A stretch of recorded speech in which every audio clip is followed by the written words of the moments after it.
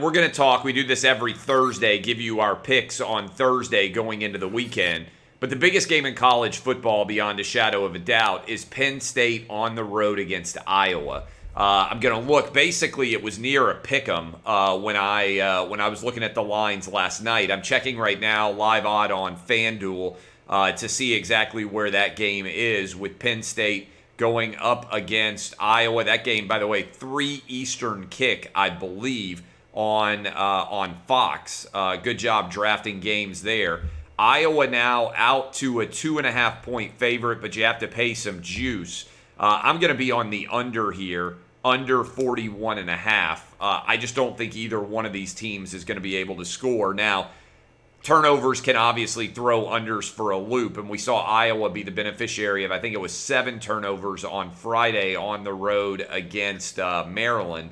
What do you see in this game, Penn State, Iowa, Todd Furman, in what is the biggest game, I think it's fair to say, of the weekend? A lot of people thought we'll be, by the way, on the Outkick bus tour down at college football watching Texas A&M, but that game is not going to be anywhere near as good, the Texas A&M Alabama game, as we were anticipating when the season started.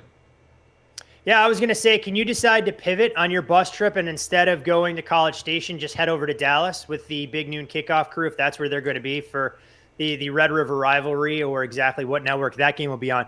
But when you look at Iowa, Penn State, and you try and figure out the dynamics in play here, I can't argue with your sentiment on the under. This has actually taken a little bit of under money early on.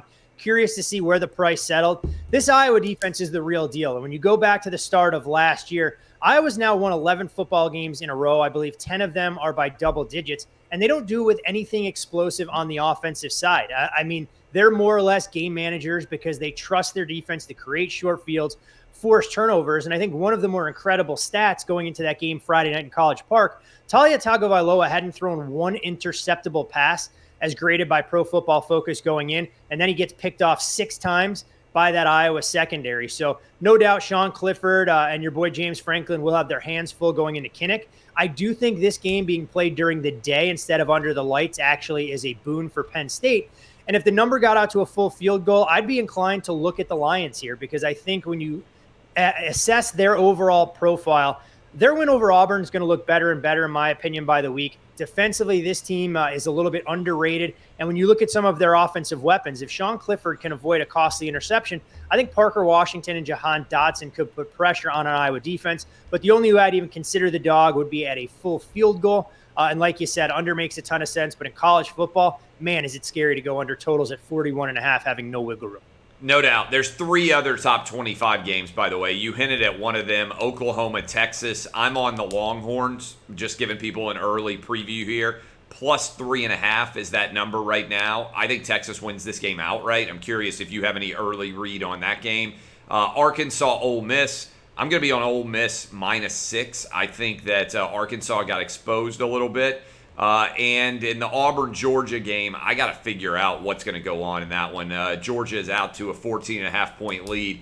Feels like you're trying to beg me to buy Auburn, and I can't. Bo Nix, to his credit, congratulations to Auburn going on the road and getting the win at LSU, something they hadn't done since 1999.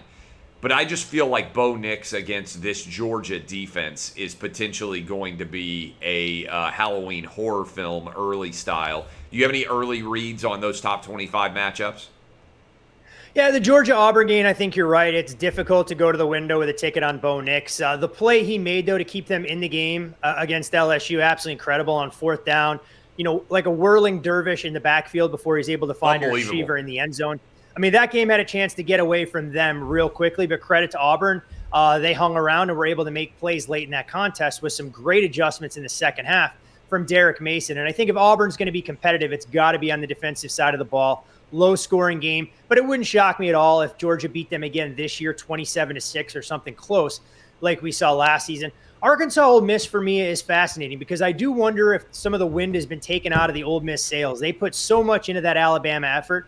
And again, credit to Pete Golding and the Alabama defense. They clamped down on what the Rebels wanted to do. Arkansas also is going to employ a 3-3-5 defense. It's going to make it tough for Ole Miss to find some of the big plays over the top. So I can actually see a little bit of value, at least initially, in that game coming in under if you believe Ole Miss's defense is improved.